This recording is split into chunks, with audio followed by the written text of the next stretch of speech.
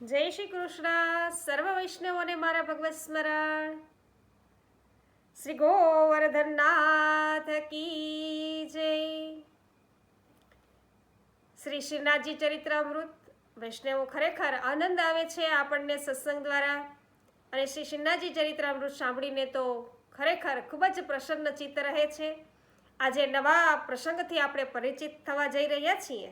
તો વૈષ્ણવો, શ્રીનાથજી ચરિત્રામૃત છે, એમના વાર્તા પ્રસંગો તમને પસંદ પડતા હોય તો અવશ્ય લાઈક, કમેન્ટ અને શેર અવશ્ય કરી દેજો વિડીયોને. અને હજુ સુધી વૈષ્ણવો એક વિનંતી કરું કે આપે પુષ્ટિ સત્સંગ ચેનલને સબસ્ક્રાઈબ ન કરી હોય તો અવશ્ય કરી લેજો, જેથી શ્રી શ્રીનાથજી ચરિત્રામૃત, 84 વૈષ્ણવની વાર્તા, વલ્લભ આખ્યાન, ચિત્તમે શ્રી યમરાજી નિસ્દિન રાખો જેવા અનેક પ્રકારના સત્સંગો છે તમને સાંભળવા મળશે. આજે શરૂઆત કરીએ શ્રીનાથજી ચરિત્રામૃતની નવા આપણે વાર્તા પ્રસંગથી. छिन्न छिन्न बानिक और ही और, जब देखो तब नूतन सखीरी, दृष्टि न रहे इकठोर. कहा कहूँ कुछ कहत न आवे, बहुत करी चित दौर. कुंभन दास गोवर्धन धर, રસિક રાય શિર મોર. એક દિવસ સાંજે નરો પોતાના ઘરમાં રસોઈની તૈયારી કરતા કરતા કુંભનદાસનું આ પદ છે એ ગાઈ રહી હતી, અને ત્યાં જ એના રસોડામાં ઝબકારો થયો. અરે લાલા, અત્યારે નરોની નજરમાં આશ્ચર્ય મિશ્રિત સ્નેહ છે ઉભરાઈ આવ્યો. આ સોનાની કટોરી જોઈ, કેવી સુંદર નકશીવાળી છે. આજે જ સેવામાં આવી છે. મને એમાં દૂધ ભરીને પીવાનું મન થયું એટલે તારી પાસે આવી ગયો. સાંજે તું મારા નેગનું દૂધ લઈને આવે ત્યાં સુધી કોણ રાહ જોવે? પણ આ તો બહુ નાની છે, એમાં અહીં કે કેટલું દૂધ મવાશે? નાની તો નાની, પણ મને બહુ ગમી ગઈ છે. એક કામ કર, તું દૂધ તૈયાર કરીને એમાં થોડું થોડું રેડતી જા અને હું પીતો જાઉં. એમ તો બહુ વાર લાગશે, ત્યાં સુધી તું અહીં રોકાઈશ? તું ના પાડતી હોય તો હું જતો રહું. કહેતા શ્રીનાથજીએ પીઠ છે એ ફેરવી જવાનો નખરો કર્યો. જઈ બતાવતો. કહેતા નરોએ છે શ્રીનાથજીને નાજુકથી ખેંચી અને બાજોટ પર બેસાડી દીધા. શ્રીનાથજી છે એ હસ્તમાં કટોરી રમાડતા બાજોટ પર બિરાજ્યા, અને નરોએ સાકર, મસાલો અને સુગંધી પદાર્થો ભેળવી અને દૂધ છે એ ચૂલે ચડાવ્યું. લાલા, હો તો સો દોય બાતન પૂછું?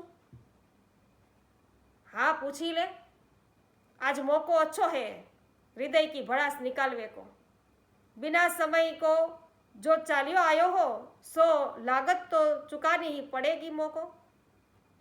तो सुन लाला, दररोज वहेली सवारे તું અહીં આજુબાજુમાં જ ક્યાંક આવે છે? હા, કારણ નરોના સ્વરમાં છે એ પ્રેમ અધિકારનો રણકો હતો. અરે પણ તને એ વાતની ખબર કઈ રીતે પડી? એ તો કે. શ્રીનાથજીએ ભોળા ભાવે આશ્ચર્ય વ્યક્ત કર્યું. આ તારી મીઠી મીઠી સુગંધ છે, આ તારી મીઠી મીઠી સુગંધ છે ને, એની લહેરખી દરરોજ સવારે મારા કાળજાને તરબતર કરી જાય છે. બસ તારે આવ્યાની એ જ નિશાની છે. ઓ, એટલી સી વાત. સાંભળ, થોડેક છેટે તારા કાકાનું ઘર છે ને, ત્યાં આવું છું. શા માટે? તારી ઘરડી દાદીમાં બહુ પ્રેમાળ છે. દરરોજ સવારે દહીં, માખણ અને રોટલીનો કલેવો છે એ કરાવવા એ આજુબાજુના બધા બાળકોને ભેગા કરે છે, અને આખે જાજુ એને દેખાતું નથી એટલે વારા ફરતી બધા બાળકોનો એ હાથ પકડે છે, વાલથી પંપાડે છે, નામ પૂછે છે અને પછી કલેવો કરાવે છે. ઠીક, તેમાં તું સવારે મારા હાથે થોડું ઓછું દૂધ આરોગે છે અને કલેવાથી પેટ ભરાઈ જતું હશે, હે ને? કલેવાથી નહીં, દાદી માના વાલ સોયા પ્રેમથી. વારો, દાદીમાં તારો હાથ પકડે છે ત્યારે તું શું કહે છે? ઉલટ તપાસ આગળ વધી. કહું છું કે મારું નામ દેવદમન છે, તો તરત દાદીમાં કહે છે કે હા હા, પર્વત પર રહે છે એને? બહુ ડાયો છે મારો આ દીકરો, રૂપાળો પણ ઘણો હોય એવું લાગે છે. દરરોજ આ રીતે જ આવીને કલેવો કરી જજે બેટા. હા, બોલ, આટલા વારથી મને દાદીમાં કલેવો કરવા બોલાવે તો મારે આવવું જ પડે ને. મને તમારા આટલા બધા અગાધ સ્નેહને કારણે જ તો ભૂખ લાગે છે. अब दूसरी बात, दोपहर होते ही तू कौन सी दूसरी दादी माँ के घर को जात है? दोपहर में तो कितनी धूप होवे है, वो ही कहीं नहीं जाऊं, कहीं नहीं जाऊं. या सोने की कटोरी में दूध पीनो है કે ન? તો પછી સાચે સાચું કહી દે, તું કોને ત્યાં જાય છે? બસ આમ જ જરા ઠંડક મેળવવા અને વિશ્રામ કરવા ટેલી આવું છું કોઈક વાર. ઠંડક મેળવવા, વિશ્રામ કરવા કોઈક વાર રૂપડી ગોરાંદાના પડખામાં? અરે હા, યાદ આવ્યું. હવે સખી તારા ગામમાં પેલા માંડલિયા પાંડે રહે છે ને તે. તારી જ્ઞાતિનું જ ઘર છે નરો. એ તો બહુ સારા છે. બહુ સારા છે કે બહુ સારી છે? મારી જ્ઞાતિના તો એ ગામના બીજા બધા ઘણા ઘર છે. તને એ જ ઘર કેમ વધારે ગમી ગયું વિશ્રામ કરવા માટે? ચૂલા પર છે દૂધ ઉકળી રહ્યું હતું અને શુદ્ધ દૂધના ઉકાળાની સુગંધ છે એ કંઈક ન્યારી હોય છે. અને સિન્નાજીને દૂધના ઉકાળવાની એ સુગંધ બહુ પ્યારી લાગી એટલે હજુ વધારે ઉકળવા દેવા માટે વાતમાં એણે મોણ નાખ્યું. મારી વાલી નરો, મને એ નથી સમજાતું કે તને આ વાતની ખબર ક્યાંથી પડી? સખાઓ સાથે પસાર થતી વખતે તારી જે કિલકિયારીઓ હોય છે ને એ સાંભળીને હું મારા હૃદયનો એક ધબકારો ચૂકી જાઉં છું. એ સમયે તું મારી એકદમ નજીકથી પસાર થઈને જાય છે. હું દોડીને બારીમાંથી જોઉં છું પણ તું ક્યાંય નથી હોતો. બીજી જ પડે જોઉં તો તું અનેક સ્વરૂપે ખેલતો કૂદતો નજરે ચડે છે. હું તને હાક મારવા જાઉં છું પણ મારા કંઠમાંથી અવાજ જ નથી નીકળતો. મને પરસેવો છૂટી આવે છે અને હું કંપવા લાગું છું. તને આ બધું નહીં સમજાય લાલા. હું ક્યાંની વાત ક્યાં લઈ ગઈ? ચાલ એ તો કહે કે દરરોજ તું મારી જ્ઞાતિવાળી પાસે શું કામ જાય છે? એણે બિચારીએ મને માખણ આરોગવાની માનતા માની હતી. શા માટે? એની ખોવાયેલી ભેંસ હું પાછી લાવી આપું તો મારું પણ છે એ કંઈક ખોવાયું છે, પાછું લાવી આપીશ. વેધક દ્રષ્ટિ વડે છે નરોએ તીર છોડ્યું. ના, સિન્નાજીએ વળતું તીર છોડ્યું. નરો અંદરથી ખુશ થઈ પણ ઉપરથી રોષ બતાવવાનો ચાલુ રાખ્યો. ઠીક છે, એની માનતા પૂરી થઈ. તને માખણ એ આરોગાવી ચૂકી. હવે બીજી કઈ કઈ માનતા પૂરી કરવા જાય છે તું ત્યાં નિત્ય? નરો, એ બિચારીનું મારા સિવાય કોઈ નથી. સાસરિયા એને ત્રાસ આપે છે એટલે મારી પાસે એ હૈયું ઠાલવે છે. અને તારા જેટલી જ ઉંમરની છે, તારી જેમ જ એ સુશીલ અને ગુણિયલ છે. પ્રેમાળ છે, ગોરી છે અને રૂપાળી પણ છે. ખરું ને?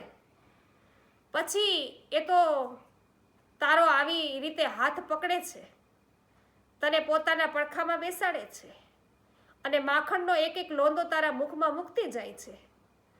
એના એવા મીઠા પ્રેમથી તારું પેટ ભરાઈ જતું હશે, બરાબર ને? એના મીઠા માખણથી મારું પેટ ભરાઈ જાય છે. ઠીક, દાદીમાના કલેવાથી નહીં પણ વહાલ સોયા પ્રેમથી તારું પેટ ભરાય છે. અને અહીં રસિકાના મીઠા પ્રેમથી નહીં પણ માખણના રોંડા એનાથી તારું પેટ ભરાય છે. ખરું ને? પછી માખણ આરોગતા એ શું કરે છે? આરોગાવતા એ શું કરે છે? તારા ટૂચકા સાંભળીને હસતી જાય છે અને તારા કેસય સવારતી જાય છે અને ખૂબ વાલ કરતી જાય છે અને તું એના ગાલ પર હારે નરો, યાદ આવ્યું. જો આવું કરે છે અહીં બાજુમાં બેસતો.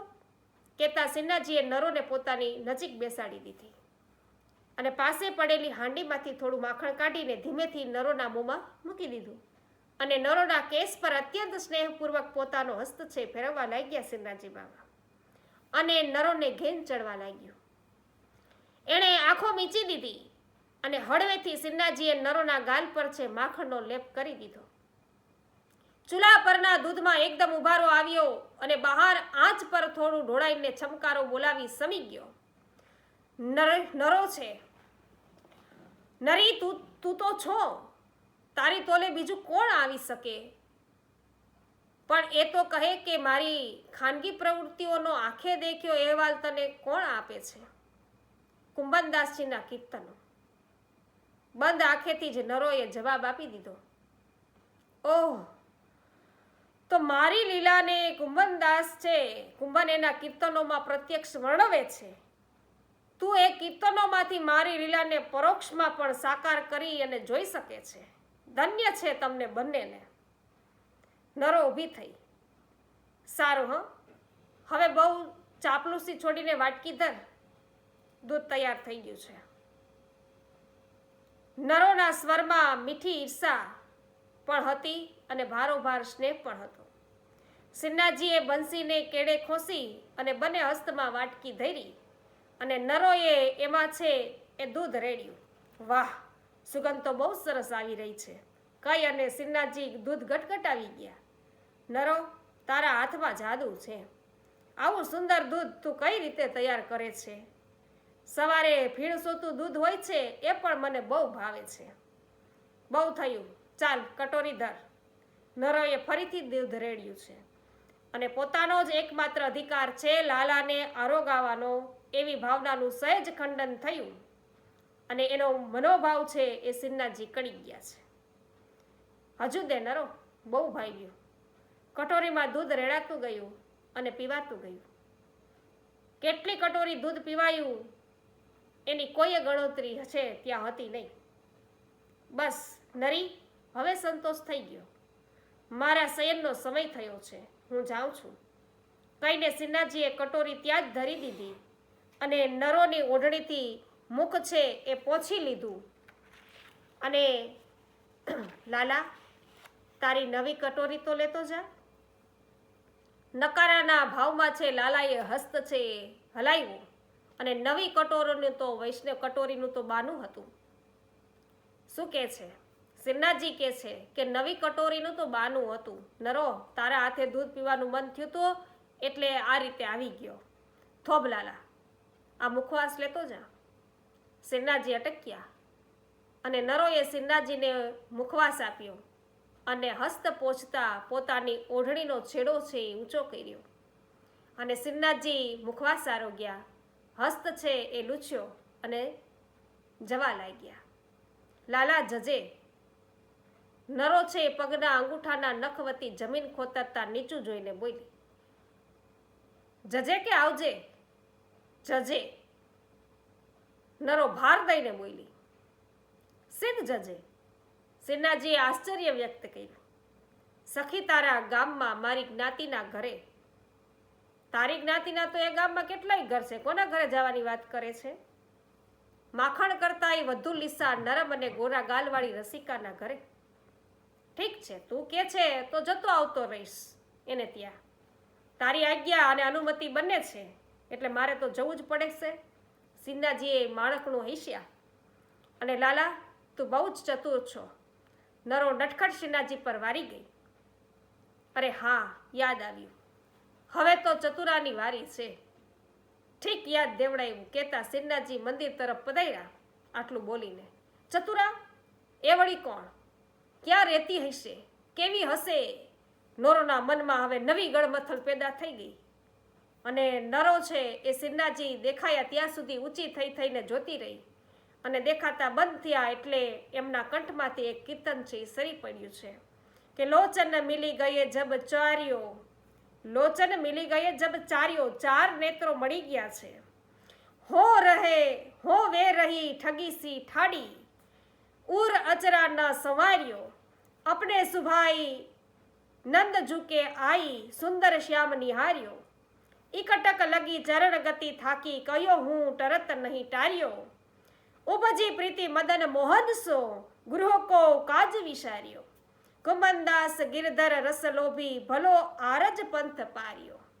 તો વૈષ્ણવો, આ પ્રકારે સિન્હાજીને નિહાળ્યા અને નિહાળતા બંધ થતા જ આ પદ છે એમના મુખેથી સરી પડ્યું નરોના. આજે નરોનો વાર્તા પ્રસંગ, નરો પર પ્રભુએ કેવી કૃપા વર્ષાવી એ આપણે જાણ્યું. સ્વરૂપાનંદનું દાન છે એ પ્રભુએ નરોને કર્યું. આ વાર્તા પ્રસંગ તમને પસંદ પડ્યો હોય તો વૈષ્ણવ અવશ્ય લાઈક કરજો, કમેન્ટ કરજો, શેર કરવાનું ભૂલશો નહીં. સર્વને મારા જય શ્રી કૃષ્ણ. શ્રી ગોવર્ધનનાથ કી જય.